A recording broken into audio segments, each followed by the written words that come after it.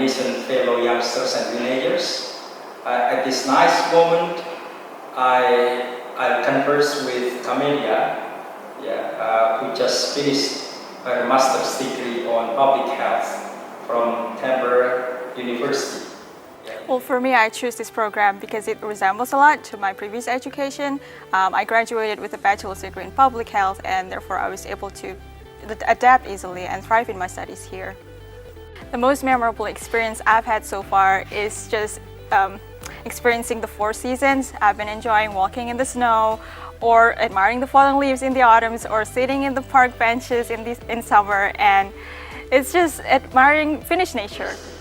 In Finland, since she had already proved her strong academic achievement, he was addressed by the professors to collaborate in research, and while doing the research, she is now continuing her study on the PhD degree, right? Okay. My fellow Indonesian, I do expect that these conversations might be a trigger for you to have your ultimate dream and to make your dream come true. Hello, KAMILIA. Nice to see you. Thank you. Okay. How's life? Life has been very good. I've been blessed, alhamdulillah. Many things have happened in the past 3 years despite the pandemic, but everything has been great, alhamdulillah. Okay, Yes. thank you. I think Indonesia and Finland especially have a very extreme distinctions in terms of culture, in terms of educational systems, food, seasons, etc. Yes. Didn't you get culture shock when you first stayed over there?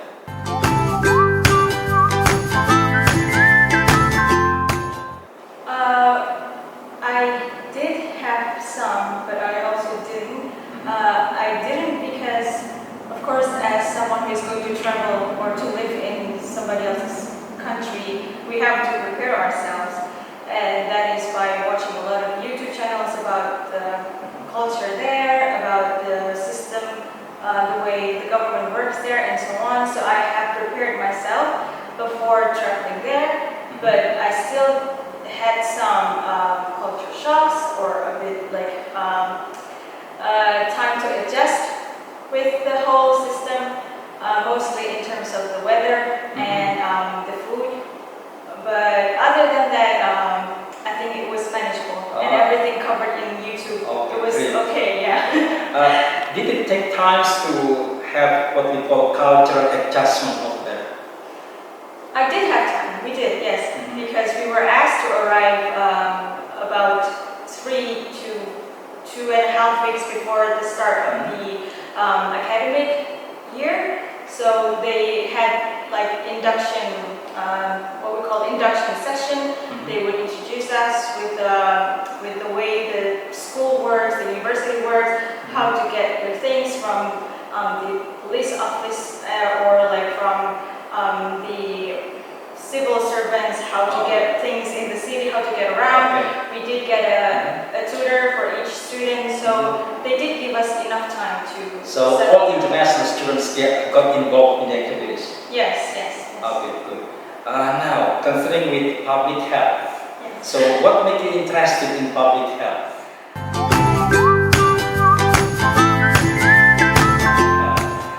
When so I got this degree. It's called Master of Health Sciences in Public and Global Health, and in my bachelor's it was also Bachelor's of Science in Public and Global Health. In Public Health. Public health. Yes, so Bachelor's of Public Health. So it is relevant with my previous education. But to take back further, when I was in high school, I was in the science major. Yes. And at that time, like many other students, I wanted to be a doctor. Okay. Like in the second year of high school. But then I realized that I sucked at biology, and I'm not really good at memorizing anatomy or all that sort of thing that you need as a a doctor to become a doctor, and I thought I was also quite good at math or like physics, I see. but all of them are just like in moderate level. And I think this is the best choice, I think. Yeah, because I'm into biology a little bit, I'm into math a little bit, I'm into social sciences also a little bit, sociology, economy, and so on. So I thought, what is the best major that could represent the whole? Okay. Since your expertise is in global health, what are the current issues on public health nowadays?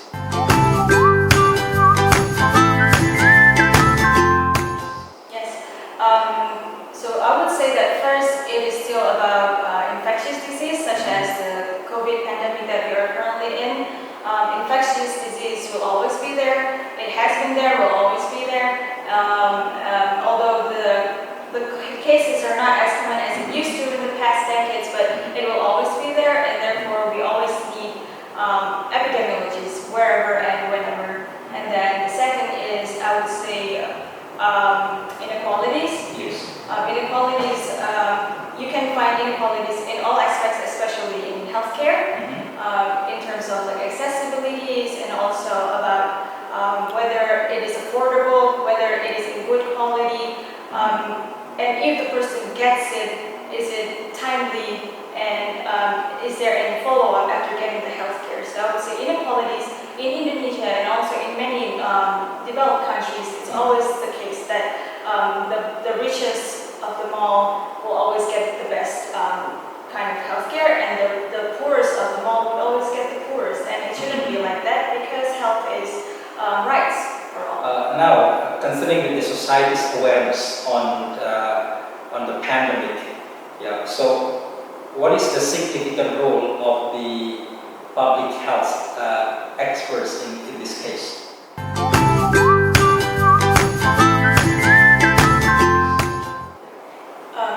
Like in many other countries, epidemiologists, I would say epidemiologists because there are many types of public health experts, and in this case it's epidemiologists. And you belong to the epidemiologists? I used to, because I majored in epidemiology when I was in bachelor's degree, but now I would say I'm more into public health in general and health sciences in general, because that's where my master is about. But yes, going back to the question, epidemiologists will have to be the first one to identify early, to notice that there's this increasing rates all of a sudden, and they would have to check if that rates are actually an epidemic or like a pandemic. They would have to be the first one to know if there's something wrong going on in the database. And then second, they would have to inform other epidemiologists in other hospitals, in other healthcare. And if many other areas, if many other healthcare sectors are also facing the same problem, then it might be a big case like pandemic. But remember, you can do many things, or even though you have rigorous effort without the government policies.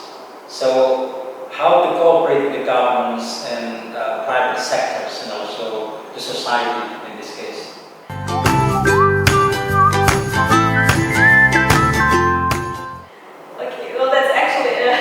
That is a very interesting question, and I might not be able to answer it properly, but if I could say, based on my opinion, is that, well, that's the importance of having like an adaptive system, like a strong system, that we have to integrate the public healthcare system with the private healthcare, so that if there is one healthcare public health center that is facing this problem, then this public health center will have to be able to inform other healthcare, whether it's private or public, because health doesn't acknowledge race or.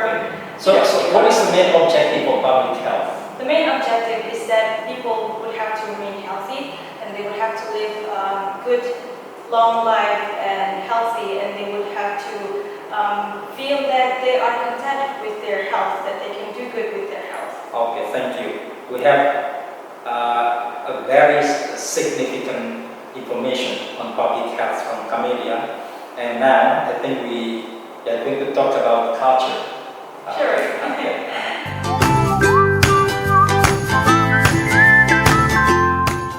Theoretically speaking, when we talk about culture, we have cross-cultural understanding. But to me, we have also cross-cultural misunderstanding. Yeah. Did you experience such kinds of misunderstanding when you stay in Finland? Yes, I do, and I still do, even though I've lived there for almost 3 years now. One of the most common misunderstanding is that in Finland,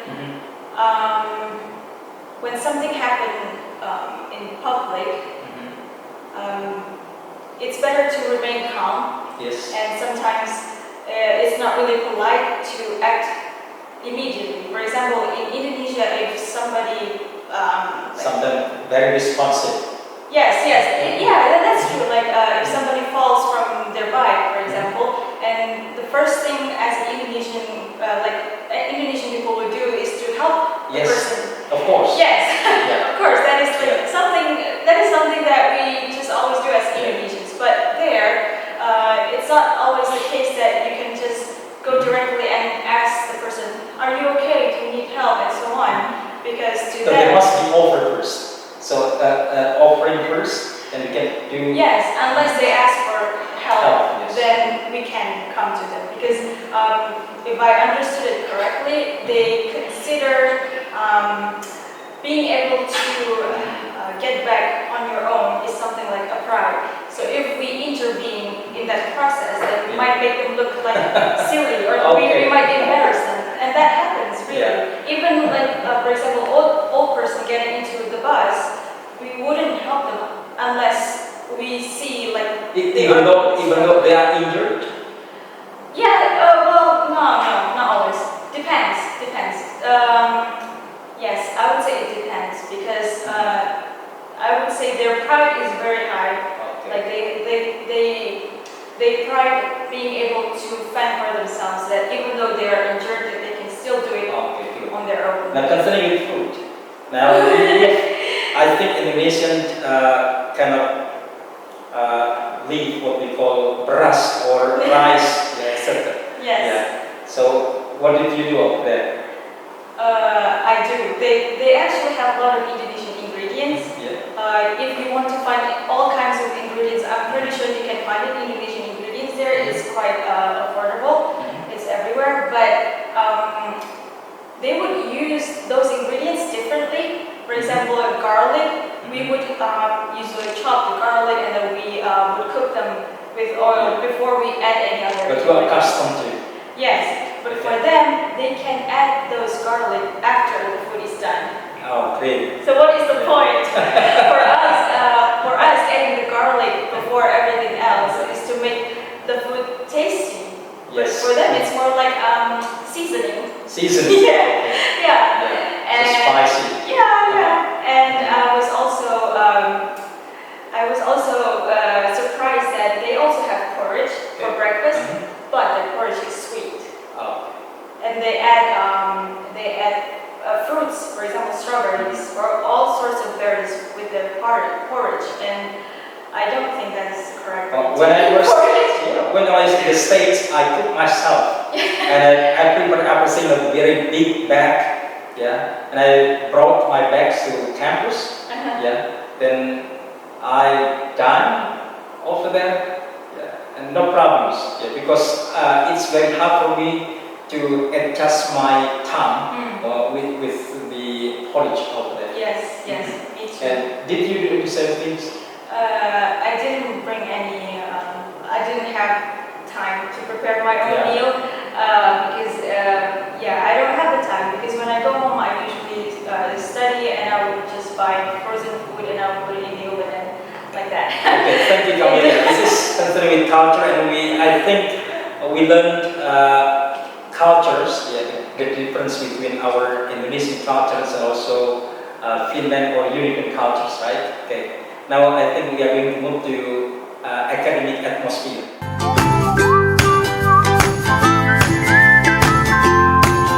Alright, now talking about academic atmosphere. I do believe that Indonesian academic atmosphere and European, especially Finland, academic atmosphere is quite different compared with Indonesia. So,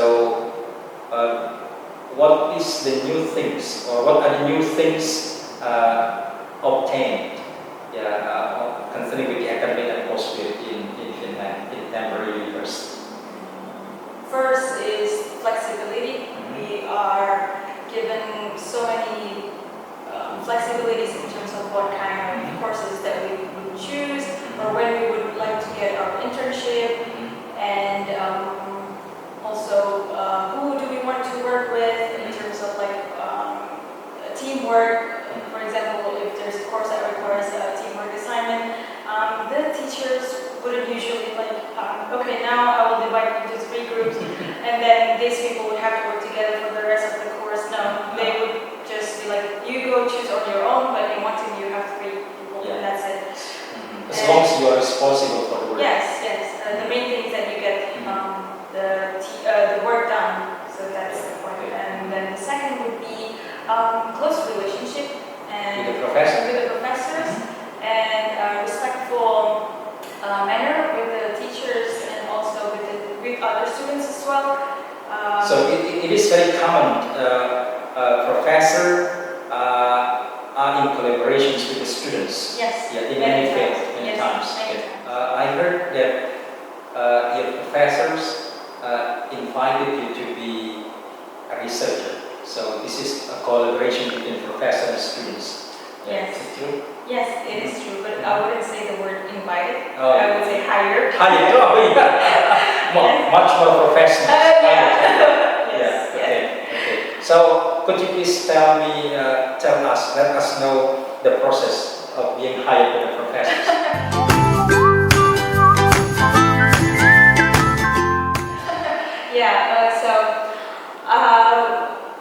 During like the last 2 or 3 months of finishing my master's thesis, I was given like this team invitation link, like Zoom link invitation for like a seminar of a research group, and I'm actually a part of that research group because I did my master's thesis in that research group. So I know all the kind of like information is going on there. If there's any seminars, then everybody can join through that link. So I participated in that seminar, and it just happens that in that seminar, this docent is presenting his most recent research project that's just funded by the Academy of Finland. And by the end of the seminar, he said that, well, I would require 3 types of researchers. I would hire research assistant as an intern, and I would hire a doctoral researcher, and then I would also hire postdoc researchers. And now the job advertisements are out, so please inform all your friends and so on, blah, blah. Did you apply, or you were chosen? I did apply because he said that he needed a researcher, so I applied because. And the applicants are strictly selected by the professors? I would hope so. Yeah. I think so too. Yeah, because it took them about 1.5 weeks to invite me for the interview, and then the results also, they announced it more than a week later. How many students that have been involved in the research? Like in this project? Yes. The students? Yeah. It is a small project. Oh, no, it is a big project in a small research group. So if you ask me how many students are involved, we have now 2 doctoral researchers, including me. Great. Yeah. Yes. Only 2 students from doctoral. Yes, in this project, and one of them, so one is me, and the other is my co-worker, Sarah. She is in her 3rd year of PhD, doing also the same project, just a different type of outcome. And then the 3rd is a postdoc researcher. So, and then the last one is the docent, the project investor. And I think this is a pride, of course, but because Indonesian students, once Indonesian students is chosen in this big project, and I think this is very rare, and we are proud of that.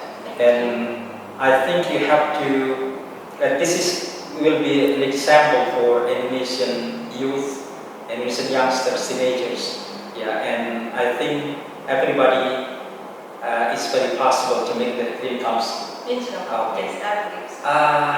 Okay, your daddy told me that you graduated from madrasah. Your elementary school, senior, and senior high school. That what we have in America is K-12, and in Finland, I think preschool. You have preschool, and then you have 11 years. Yes. Okay, so quite different.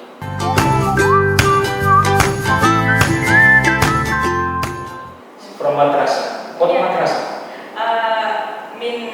Madrasah Ibtidaiyah Negeri 1 Malang. Yes. And then Madrasah Sanawiyah Negeri, I think it is still 1 Malang.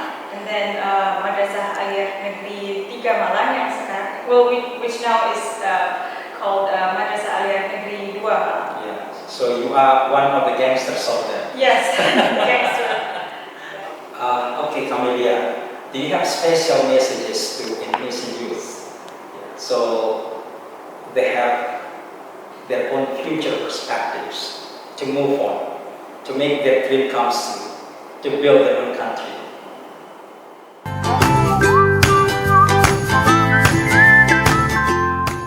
I would say for all Indonesians out there that the kind of educations that you receive now, they are already good and they're already in the same level as many other youths out there in more developed countries. But what we are lacking is other skills.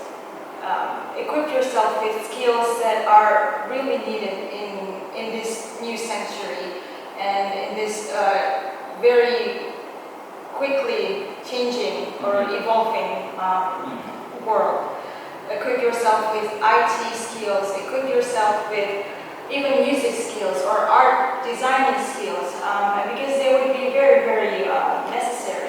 That they would look at not only your degrees, they would not only look at your GPA, yes, they would appreciate what you write in your motivation letter, what is actually behind your desire to apply to that position or to apply to that university. Continuing with soft skills. Yes, I believe so, because I'm not always an A student, I'm not always... not straight A students. Yeah, not always a straight A student. We all fall back sometimes, and even in my bachelor's degree, I don't do any exchange, and I'm not part of BAM, for example. And this is very dynamic, and I think this is life.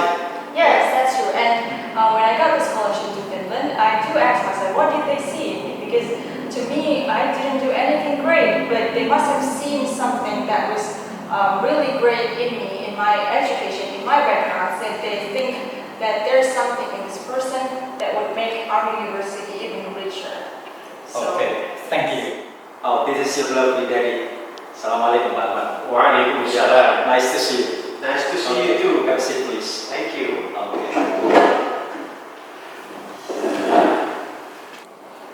Kamilia, parents are parents. And of course, parents are very meaningful in our life.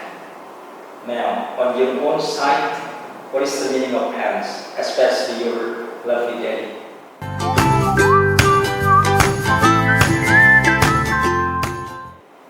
He has brought a lot of things, many things, numerous things in my life that I couldn't possibly pay back to him, and that I couldn't possibly do as good as him, and I couldn't possibly give him back to him. One of the greatest things would be the understanding of religion and how he taught me many things about Islam. Yeah. And then the second would be his spirit for doing or getting the best at everything. And if you can aim high, if you can aim being the first and always reach to that point. How did he educate you when you were very small, teenagers, when you're in senior high school or elementary school? As a matter of fact, getting this scholarship to Finland, it was not the first time that I applied to scholarship abroad. I applied to scholarships since I was in elementary school. Oh yeah? Yeah. Great. since I was in elementary school, and he was the first one to tell me that there's this scholarship.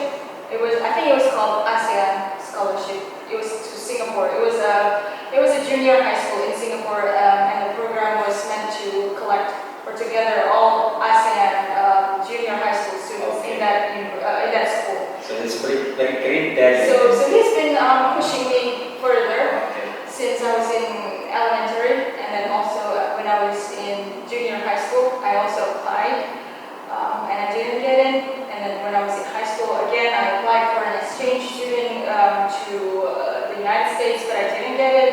And then when I was in Undip, when I was doing my bachelor's degree, I applied without telling him. I applied without telling him, and I didn't get it. And then I think we both have always communicated well, and he knew that I've always wanted to study abroad. So we decided that, okay, he told me that, okay, I know you wanted to go abroad, to study abroad. This is all the kind of universities that you can apply to. Check all these universities and tell me what you think. So it was great that he also gave me a space to see what kind of universities might be good for me or might be matched to what I like. So half of your master's degree belong to your dad? Exactly. Yes. It was, yeah. It was Okay. my success. Okay. Yeah. Pak Alvan, Yes. very proud to have Kamilia. Do you want to say something? She returned to Indonesia by bringing academical title, Master of Health Science. Okay. I think it is a valuable gift to us as a parents, and we would like to thank her for her success. Say congratulations. Congratulations. Okay. That's a nice kiss, please.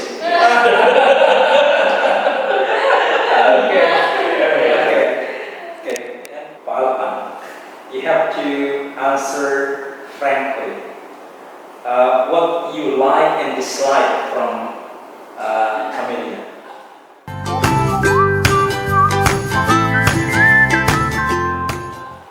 What I like most from her is that any kind of direction that I give to her about education, she follows my direction.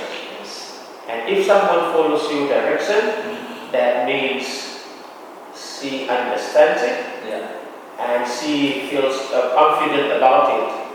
As a result, she gets what she wanted. Okay, great. Now, what you dislike most? You know, when she was still a little girl, and she was a little bit rebellion action, you know, but it was still quite It seems that natural. she is rebellious. Yes, yes, as you can see, right? But it was still acceptable because I still remember when she was in a primary school and she wanted something, and I didn't know what the reason why, and she was a bit unhappy with me because she didn't get what she wanted. So, but you know, time goes by, and as she gets older, 15, 17, 20, and then she is close to me. The closer she is to me, the more she understands me. Okay. So the key, I think, is close relationship. Yes. So we can understand each other. So to avoid misunderstanding. That's true. Okay. Great, Daddy. Thank you. I'm Thank proud you. of you, and I'm Thank you. proud of you Thank you as very well. much. Thank you. Thank you for having me. Okay. Assalamualaikum warahmatullahi wabarakatuh.